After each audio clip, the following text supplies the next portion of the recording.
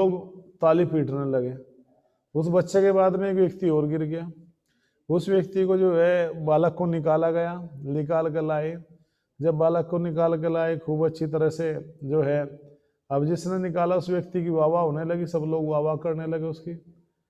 जब उसको थोड़ा सा उसका स्वागत किया, माला वाला पहनाई गई, तो जब वो प्रोग्राम पूरा हो गया माला का, तो जिस व्यक्ति ने उस बालक को निकाला था वो व्यक्ति पूछता है, सबने कहा रे बहुत बहादुर हो आप, बहुत बहादुर, आपने बालक की जान बचाई है। उसने कहा ये बातें छोड़ दो, आप पहले ये बताओ सबसे पहले मुझे धक्का किसने दिया था। क्या बोला कि मुझे तालाब में धक्का किसने दिया था। हरे कृष्ण आ जाएगा। हरे कृष्ण हरे कृष्ण। तो ये बहुत सारी कुछ टेक्निक होती है इस संसार में अपनी बात को दर्ज कराने के लिए। तो यहाँ पर यही कहा जा रहा है कि जो अंतर्मुखी होते हैं, जो अंतर से सुख ढूंढते हैं, वो समाज के बाहरी कार्यकलापों को बंद कर देते हैं। एक बार हमने गाड़ी पे लिखा हुआ देखा था, पराजित एमपी, पराजित सांसद। नहीं समझे आप? मतलब हारा हुआ एमपी था, इलेक्शन में खड़ा हुआ, अब जीत तो पाया नहीं, तो गाड़ी पे कुछ तो लिखना ही था, गाड़ी पे कुछ तो लिखना ही था भाई, तो लिख दिया पराजित सांसद। तो कहीं ना कहीं एक जो मिथ्या अहंकार है जीव के हृदय में, वो दर्शाने का है, दिखाने का है। आज पूरी दुनिया में, पूरे समाज में, राष्ट्र में, परिवार में, घर में, सब जगह यही चल रहा है कि भाई हमारी लकीर पड़ोसी की लकीर से कम ना हो जाए। तो इसको बोलते हैं कि मिथ्या अहम। लेकिन जब व्यक्ति अंतर हृदय से सुख को ढूंढता है तो अपने सब बाहरी कार्यकलापों को बंद कर देता है। और ये क्वालिटी कब आती है किसी के जीवन में? ये क्वालिटी तब आती है जीवन में व्यक्ति के जो वो भक्ति करने लगता है। तो भक्ति करने से ये गुण उसके अंदर आते हैं। ते साम समस्त गुणा समासते सुराहा, कि जो देवताओं के सभी जो गुण हैं वो विद्यमान हो जाते हैं किसके अंदर? उन भक्तों के अंदर जो भगवान का क्या करते हैं? भक्ति करते हैं, भजन करते हैं। जैसे आप भजन करते हो बैठ करके, तो उस समय जो इंटरनल हृदय के अंदर जो हमारी भक्ति सोई हुई पड़ी है, भक्ति जो लोग करते हैं कोई भक्ति अलग से नहीं आती है। जैसे लकड़ी होती है, ये आपके पीछे टेबल लकड़ी की है, अगर इसको हम थोड़ा सा अग्नि के संपर्क में लेकर के आएंगे थोड़ा सा, तो ये जलने शुरू हो जाएगी लकड़ी। एक पत्थर को अग्नि के संपर्क में लेकर आओ, क्या होगा? बताओ क्या होगा? जी मैया, गर्म हो जाएगा, लेकिन वो मेल्टेड नहीं होगा, मेल्ट नहीं होगा ना, या वो बर्न नहीं होगा। और जैसे ही उसको कॉन्टेक्ट से बाहर लाएंगे फायर के, तो क्या हो जाएगा? फिर एजिटेज हो जाएगा। बिल्कुल सही कहा आपने। तो इसी तरह से हम सब जीवात्माओं के हृदय में क्या है? भक्ति पहले से ही विद्यमान है, सोई हुई है, लेकिन उसको हमें भक्तों के संग में ला करके, कथा के, कीर्तन के जब लाएंगे हम लोग और उसको सुनेंगे, तो धीरे धीरे धीरे धीरे जो हमारी चेतना है वो और ज्यादा और ज्यादा और ज्यादा वो भगवत भक्ति बन जाएगी। जो धर्म के जो 4 स्तंभ है, सत्य, दया, पवित्रता और तपस्या, ये 4 पिलर है, 4 खंबे है जिनके ऊपर पूरा मानव समाज टिका हुआ है, अर्थात धर्म टिका हुआ है। जो आम धर्म की बात होती है तो ये चारों की चारों चीजें आती है। जैसे कि जो व्यक्ति जुआ, सट्टा, लॉटरी, किट्टी पार्टी, इनसे क्या होता है कि सत्य खत्म होता है हमारे जीवन से। और जब व्यक्ति नून वेजिटेरियन चीजों का सेवन करता है तो उसके जीवन से क्या समाप्त हो जाता है? उसके जीवन से दया खत्म हो जाती है। दया, तो दया धर्म का मूल है, पाप मूल अभिमान, और तुलसी दया न छाड़िए जब तक घट में प्राण। तो हम सबका जो वास्तविक जो धर्म है वो जीवों के ऊपर दया करना है। अगर हम भले ही कितने भी विद्वान हो जाओ, कितने इंटेलेक्चुअल पर्सन हो जाओ, कितना ही ऊंची हमें पद मिल जाए, अभी 3 दिन पहले में यूएसए के जो प्रेसिडेंट है उनका एक बाइडन है ना फिलहाल, तो उनका एक स्टेटमेंट पढ़ रहा था, तो उन्होंने एक किसी सोसाइटी में दिया गया है उनका स्टेटमेंट, तो वो कह रहे थे कि जो वास्तविक जो शांति का मार्ग है समाज में वो सभी जीवों के ऊपर दया करना है। ये वास्तव में सबको पता है। देखो जैसे कि बाइबल नामक ग्रंथ है, उसमें जो जीसस क्राइस्ट है उन्होंने क्या बोला है कि दाऊ शैल नॉट किल, कि तू हत्या नहीं करेगा। जो दो शब्द है THOU, वो बहुत हार्ड लैंग्वेज में यूज होता है, वो प्राचीन शब्द है। अगर आपने लिटरेचर पढ़ा होगा पहले पोएम्स या में इंग्लिश, जब हम लोग मास्टर कर रहे थे इंग्लिश से, तो नेट के टाइम में भी हमने कुछ पढ़ी है उसमें, तो वहाँ पर वो एक तरह से इंडिकेशन देता तू, यू के लिए तो आपके लिए तो या तुम के लिए तो यू लगाते हैं हम लोग, लेकिन वहाँ दो का यूज किया गया है। अर्थात जीसस क्राइस्ट जोर दे कह रहे हैं कि तू हत्या नहीं करेगा बिल्कुल भी। लेकिन क्या लोग वास्तव में जीसस क्राइस्ट के आदेश को पालन कर रहे हैं? हृदय से बताओ आप। जब 25 दिसंबर आएगा अभी, तो कितने जीवों की हत्या होगी। एक हमारे शिवराम महाराज जी है, हमारा जो चैनल है उसमें को कोर्स करते हैं, आपको कभी आप भी अटेंड कर सकते हो उस चैनल को यूट्यूब पे।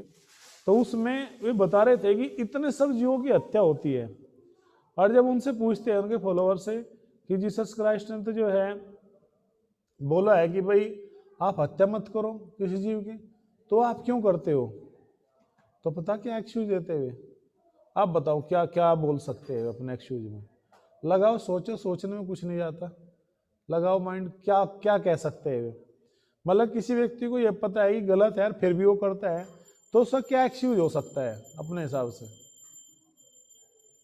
बताइए क्या होगा।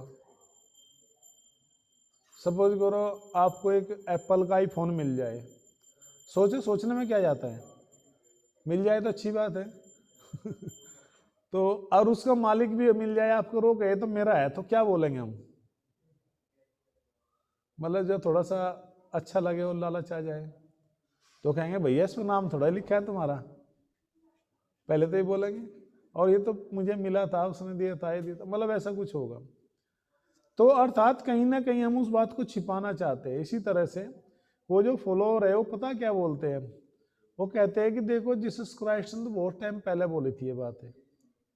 अब वर्तमान जो समाज है मॉडर्न है, 21वीं सदी हम लोग जी रहे हैं, लेकिन सत्य हमेशा सत्य ही रहता है। दया का मतलब उस दिन भी आज महत्व इतना ही था, और दया का महत्व आज के समाज में भी इतना ही है। तो दूसरा पहला हो गया सत्य, दूसरा हो गया दया, तीसरा हो गया सत्य, दया, पवित्रता। पवित्रता मतलब प्योरिटी। सिलवपाजी कहा करते थे प्योरिटी द फोर्स, कि पवित्रता में ही बल है। जो लोग पवित्रता का पालन करेंगे, जीवन में शुद्धता का पालन करेंगे, उनका जीवन इतना ही और ज़्यादा पावरफुल बनेगा, शक्तिशाली बनेगा, इतनी ही ज़्यादा शुद्ध बनेंगे, हृदय से, मन से, वचन से, कर्म से। तो वो पवित्रता का मतलब है कि हमें उन सिद्धांतों को इंटरनल भी और एक्सटर्नल भी। एक्सटर्नल तो हम अपने आप को अच्छे कपड़े पहन करके, स्नान करके, अच्छा परफ्यूम लगा करके, बढ़िया पार्लर्स में जा करके कर सकते हैं, भाई अपने आप को डेकोरेट कर सकते हैं। लेकिन उससे भी महत्वपूर्ण होता है इंटरनल प्योरिटी। वो इंटरनल प्योरिटी बहुत ज़रूरी है। उससे आपका जो हार्ट है, इंटरनली हार्ट, और हार्ट के साथ में जो माइंड और जो इंटेलिजेंस है, और उसके साथ में जो हमारी कॉन्शियसनेस है, ध्यान से सुनो, बहुत ज़रूरी चीज़ है।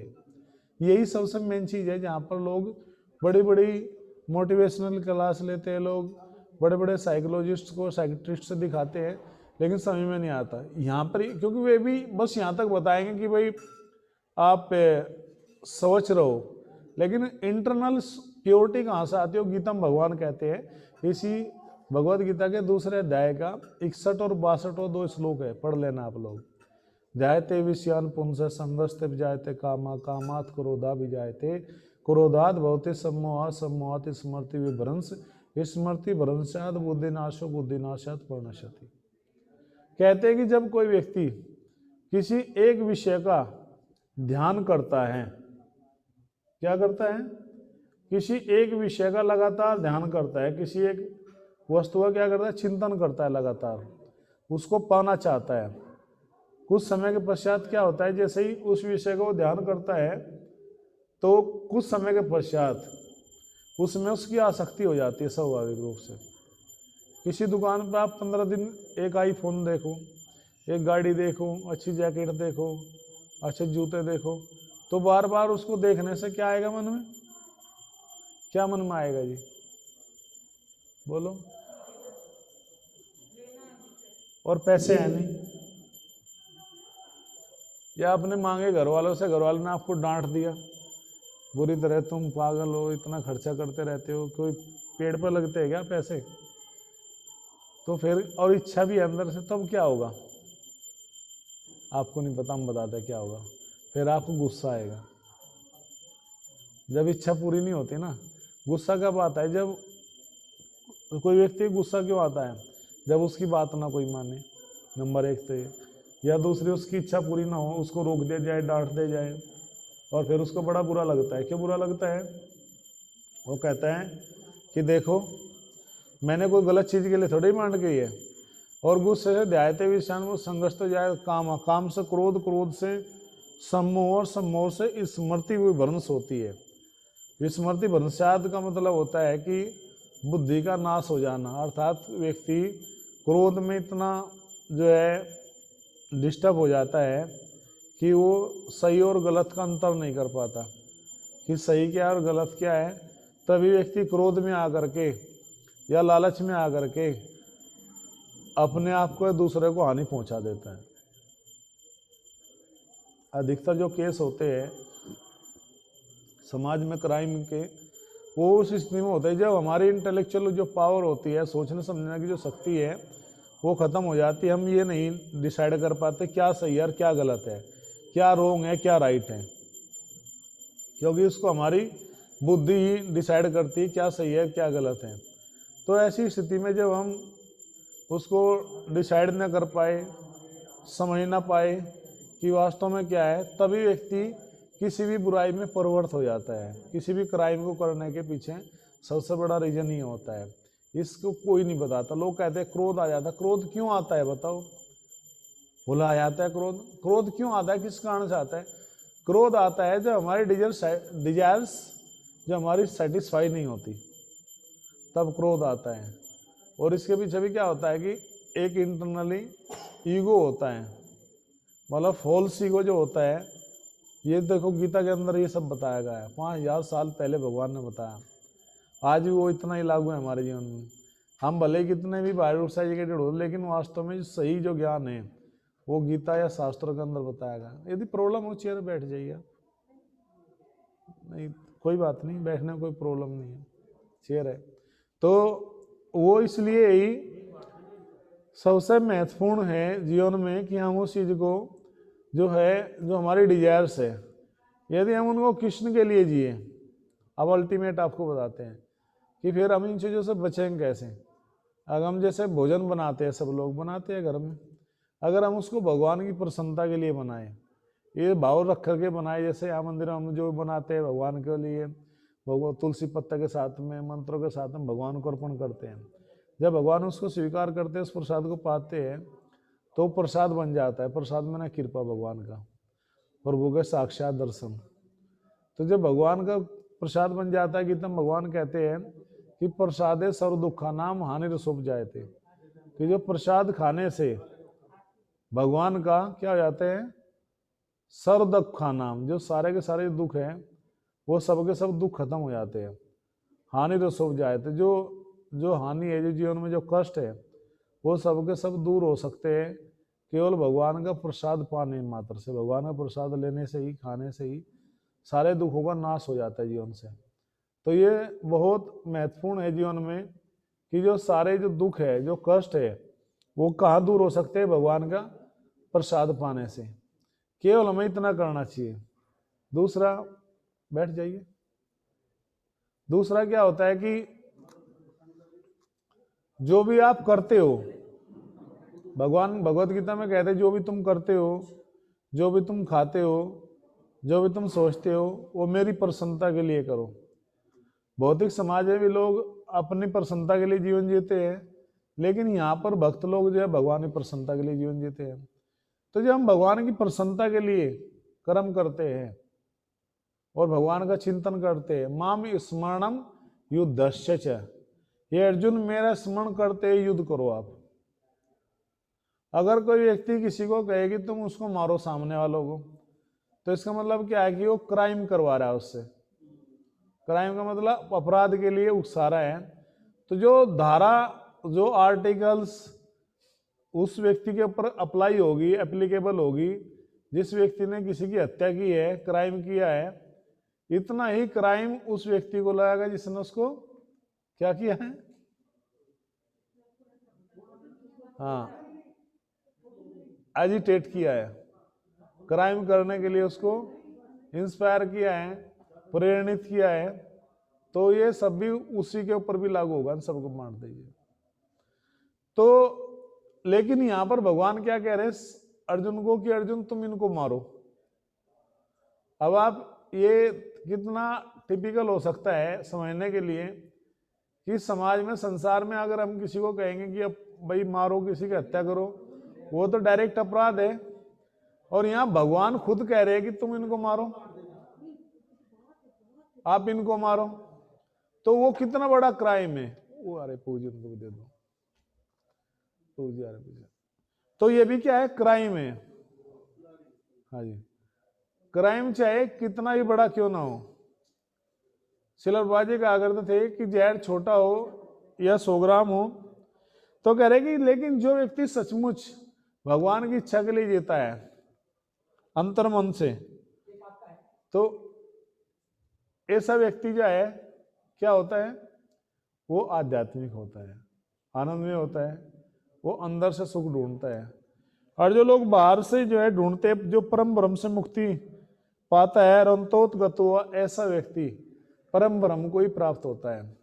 तो ऐसा व्यक्ति जो अंतर हृदय से भगवान का नाम लेता है, ये भगवान की प्रसन्नता के लिए सब कर्म करता है, अपने कर्म फलों को भगवान की प्रसन्नता के लिए समर्पित करता है, तो ऐसा व्यक्ति क्या होता है, परम ब्रह्म को प्राप्त होता है, परम भगवान को प्राप्त होता है। वो परम भगवान को प्राप्त होने का जो अभिप्राय है, जो मतलब है, वो यही है कि हम सब जो है भगवान की प्रसन्नता के लिए कर्म करें। जब भगवान की प्रसन्नता के लिए कर्म करते हैं, तो यहाँ से ही व्यक्ति के सुख का असली कारण शुरू होता है। ऐसा व्यक्ति जो बुद्धिमान है, वो दुख के कारणों में भाग नहीं लेता। पूजी हो गया, अरे पूजी हो गया, हरे कृष्ण, थैंक यू पूजी, हरे कृष्ण। तो जो बुद्धिमान व्यक्ति होता है, वो दुख के कारणों में भाग नहीं लेता है, वो सुख के कारणों में भाग लेता है।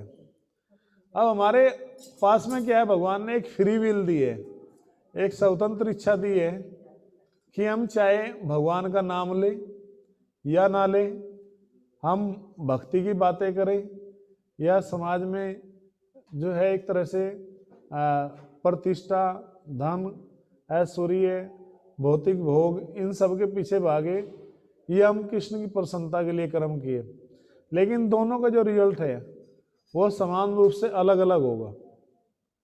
एक श्रीमद् भागवतम के प्रथम स्कंद के ही 5वें अध्याय के 17वें श्लोक में बहुत सुंदर एक श्लोक आता है। कहते हैं, त्यक्त्वा स्वधर्मम चरणाम्बुजम हरे भजन पको ततो अत्र यत्र का वा भद्र मनुष्य आपतो धर्मता त्यक्त्वा स्वधर्मता। कि कोई व्यक्ति है जिसने भगवान की प्रसन्नता के लिए क्या किया है, प्रयास किया है। और आशीर्वाद ले लीजिए, आप लोग जा रहे हो। ऐसा व्यक्ति जिसने भगवान की प्रसन्नता के लिए कर्म किया, यानी कि वो सब कुछ छोड़ करके भक्ति में आ गया है एक बार, लेकिन किसी कारणवश वो व्यक्ति भक्ति नहीं कर पाया है।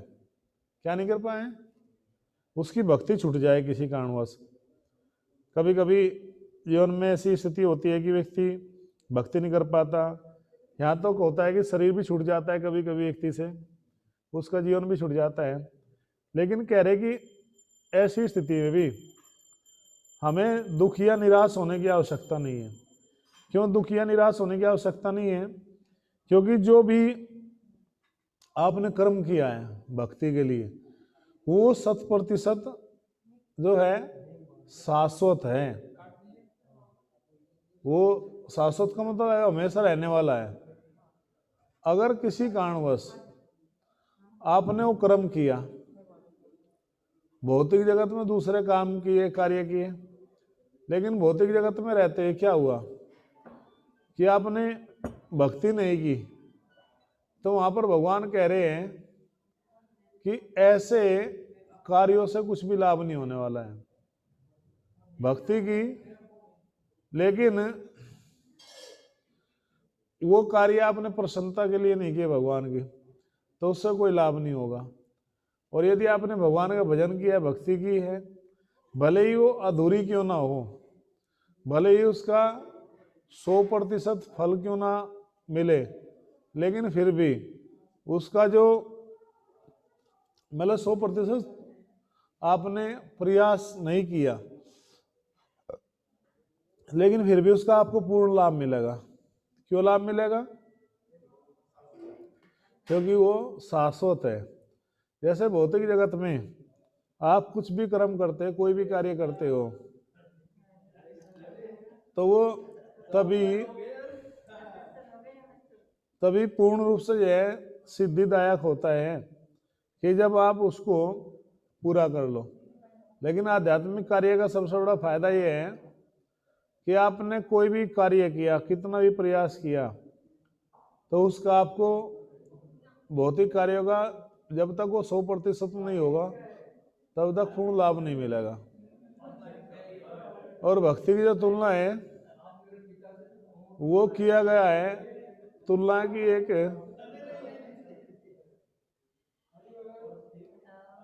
एक टेलर मास्टर से, एक दर्जी से। तो जैसे टेलर मास्टर क्या करता है, कोई भी वस्त्र है, कोई भी कपड़ा है, उस कपड़े को वो जो है सिलाई करता है।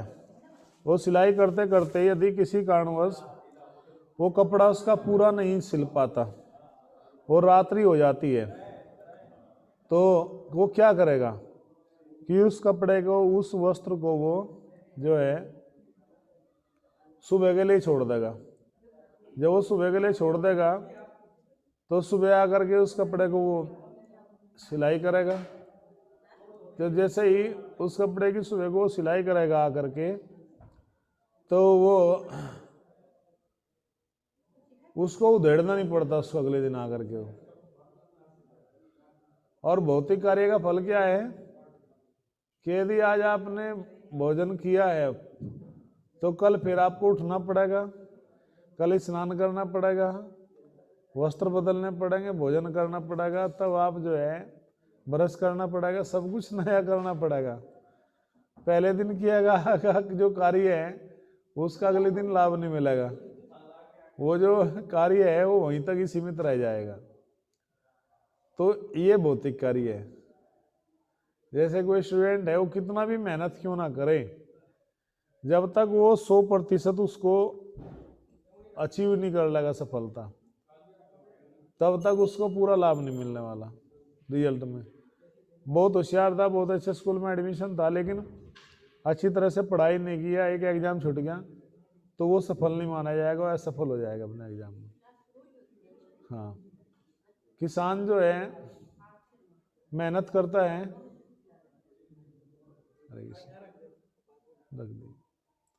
किसान जो है अगर वो फसल, पेपर ले लो वहां से, पेपर ले लो। किसान जो है फसल उगाता है, और वो जब फसल उगाता है, उसने बहुत अच्छी तरह से धान का बीज बोया, रोप भी दिया, सब कुछ कर दिया, लेकिन लास्ट में जब कीट लगे उसने कीटनाशक नहीं डाला, या अंतिम समय में उसने अंतिम जो पानी देते हैं, आखिरी वाला पानी, वो नहीं दिया। तो क्या हुआ, सब कुछ फसल देखने में बढ़िया थी, हरी भरी थी, बीज भी आ गया था उसमें, लेकिन बीज आने के बावजूद भी क्या हुआ कि वो पानी नहीं दिया। तो जो बीज आया, जो अनाज आना था, वो अनाज क्या हुआ वो सब का सब अनाज उसका जो है खराब हो गया, खत्म हो गया। यानी कि किसी बिजनेसमैन ने बहुत सारा पैसा लगा के बिजनेस शुरू किया, लेकिन लास्ट में क्या हुआ, उस पूर्ण उद्देश्य तक यदि वो नहीं पहुंच पाया तो वो सब का सब क्या हो गया, उसका प्रयास असफल हो गया। हाँ, सब मेहनत हो गई, लेकिन कह रहे कि अतः वह किसी भी स्थान में मौन भाव से बैठकर अंतःकरण में जीवन के कार्यकलापों का आनंद लेता है। ऐसा मुक्त पुरुष कभी बाहरी भौतिक सुख की कामना नहीं करता। यह अवस्था ब्रह्मभूत कहलाती है, जिसे प्राप्त करने पर भगवत धाम जाना निश्चित होता है। ऐसी अवस्था प्राप्त करके व्यक्ति कहाँ चला जाता है, भगवत धाम चला जाता है। अर्थात भगवत धाम जाने का जो सबसे सरल और आसान जो मार्ग है वो है कि अंतर्मन से भगवत भक्ति का चिंतन करना, भगवत भक्त होना।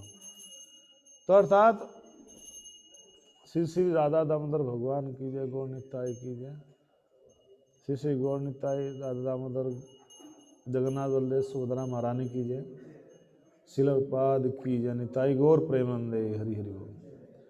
तो ऐसा जो भी कोई कार्य है उसको जब तक कोई व्यक्ति 100% नहीं प्राप्त कर लेता उसको लाभ नहीं मिलेगा। लेकिन भगवत भक्त जो होता है वो अपने थोड़े से भी प्रयास के द्वारा भगवान की जो भक्ति है उसको करने से वो भगवत धाम जाने का अधिकारी बन जाता है। अर्थात ऐसा व्यक्ति भगवत धाम जा सकता है बड़ी आसानी से, यदि वो भगवान के नाम कथा गुण लीलाओं का क्या करे, चिंतन करें। यही सर्वोपरि जो सार है भक्ति का, जिसको बताया गया है कि व्यक्ति इस जीवन में रहते भी सुखी हो सकता है और इस जीवन के बाद भी सुखी होता सकता है, लेकिन कब, जब वो भगवान भक्तों का संग करे, भगवान भक्ति करे, भगवान के पवित्र नाम का आस्वादन करे। जो भगवान के पवित्र नाम है हरे कृष्णा कृष्णा कृष्णा हरे हरे, हरे राम राम राम हरे हरे। तो भगवान का ये जो नाम है ये इसलिए और भी जो है सुख देने वाला है या और भी आनंद देने वाला है, क्योंकि ये भगवान के जो नाम है ये भगवान से अधीन है, भगवान के ही अधीन है और भगवान से भिन्न नहीं है, भगवान के ही समान शक्तिशाली है। तो जब इस विधि से करेंगे, हम अपने मन को भगवत भक्ति में लगाते हैं, तो हमारा जीवन अत्यंत ही सुखदायक और आनंददायक हो सकता है। हरे कृष्णा। इतना कहते धन्यवाद। किसी वक्त को क्वेश्चन है, कोई आपका कमेंट, क्वेश्चन? आपका शुभ नाम? ठीक है, थैंक यू वेरी मच आप सब भक्तों का। और जो हमारे भक्त जो है सुन